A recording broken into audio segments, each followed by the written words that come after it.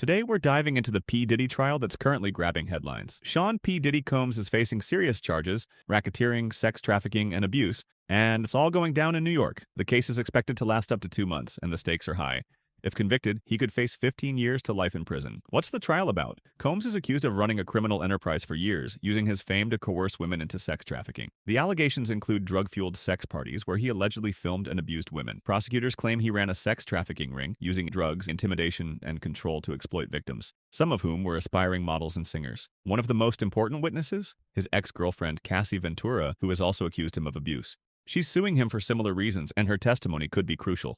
Now, here's the weird part. Baby oil bottles. During raids on Combs's properties, authorities found over 1,000 bottles of baby oil. This wasn't just a random purchase. Prosecutors think these were used in the sex parties as lubricants for the women involved. Some even say the baby oil might have been laced with drugs like GHB to keep the women compliant. Crazy, right? What's Combs's defense? Combs's team denies everything. They say all the sex was consensual and that he's being unfairly attacked. They even argue that some of these women were trying to make money off him by making false claims. What's next? The trial's just getting started, but with the opening statements coming soon, we'll see what kind of evidence gets presented. Cassie's testimony is one to watch. Elon Musk's Roman salute.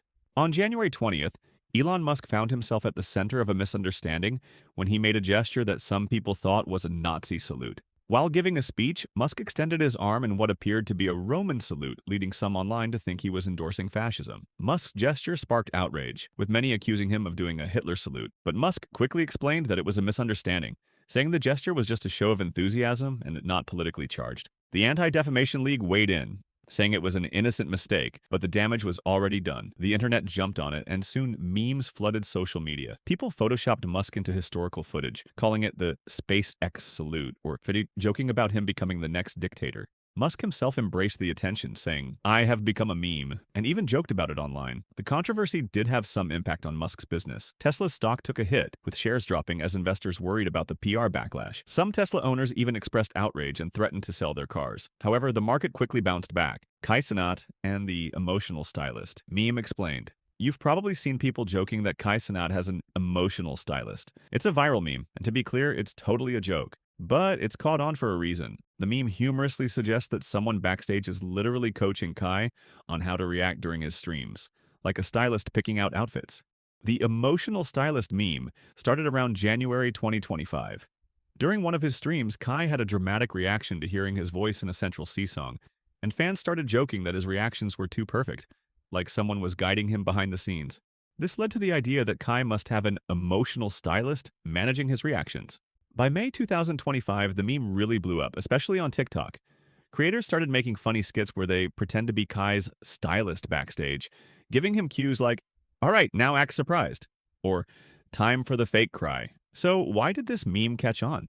Well, Kai is known for his big, expressive reactions on stream, whether he's hyped up, laughing, or pretending to cry. Fans love his energy, and the meme is just a fun way of poking fun at how exaggerated his reactions can be. Kanye West's latest online controversy.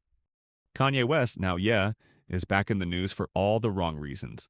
In early 2025, he unleashed a hateful tirade on X, formerly Twitter, flooding his 32 million followers with posts praising Adolf Hitler and calling himself a Nazi, and refused to apologize for his anti-Semitic remarks. It didn't stop there. Kanye also went off on personal rants about his friend P. Diddy, and bizarrely claimed to have dominion over his wife, Bianca Censori. Ye went on a rapid-fire posting spree in February 2025, glorifying Hitler, denying anti-Semitism, and spreading wild conspiracy theories. In one post, he claimed anti-Semitism was just something Jewish people made up and boasted about being untouchable. Things got even crazier when he posted links to explicit content, which led Elon Musk to step in and label Kanye's account NSFW, not safe for work. Kanye eventually said he was logging out of X, thanking Musk for allowing me to vent. Kanye's posts sparked huge backlash. Jewish organizations and civil rights groups condemned his rhetoric as vile anti-Semitism, with many former fans and celebrities voicing their outrage. On the professional side, Yeezy's online store got shut down by Shopify after Kanye tried selling a swastika shirt. To make things worse, a former Yeezy staffer filed a lawsuit, accusing Kanye of creating a hostile work environment with his anti-Semitic comments. Where does this leave Kanye? Kanye's reputation is in free fall. Brands and talent reps have dropped him, and people are starting to boycott his music and products. Despite this, Kanye seems unbothered and is even teasing a new album. But with his latest actions, who's going to stand by him? IShowSpeed's Asia tour. IShowSpeed recently wrapped up an incredible 2025 IRL tour across China, Hong Kong, and Mongolia. His streams gave millions of viewers a unique look at these regions, offering a different perspective from the usual media portrayals. Speed started his journey in China, visiting cities like Beijing, Shanghai, and Chengdu. He hiked the Great Wall, explored Shanghai's modern city life, and tried traditional hot pot. Speed was amazed by China's advanced tech. Things like 5G and high-speed trains stood out to him. He also visited Shaolin Temple to try some kung fu. Speed then moved on to Hong Kong, where he explored the city's unique mix of cultures, vibrant markets, and stunning skyline views. Finally, he traveled to Mongolia, where he visited the Genghis Khan statue, tried traditional food, and took in the country's vast landscapes. What stood out the most was how Speed's tour connected the East and West. His streams broke down cultural barriers and showed a modern, tech-savvy China that's often overlooked in Western media. The tour proved that social media can bridge gaps between cultures and bring the world closer together. Katy Perry's spaceflight with Jeff Bezos' rocket. In April 2025, Katy Perry became the first pop star to sing in space aboard Jeff Bezos' Blue Origin New Shepard rocket.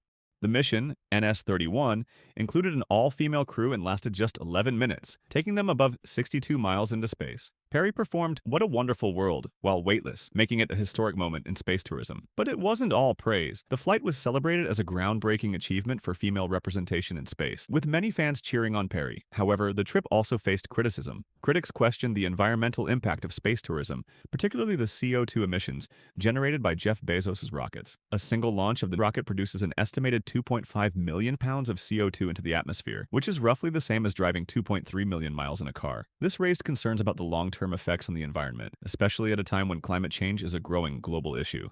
Some pointed out the extravagance of the trip, arguing that such space tourism is out of touch with the urgency of reducing carbon footprints and addressing environmental concerns.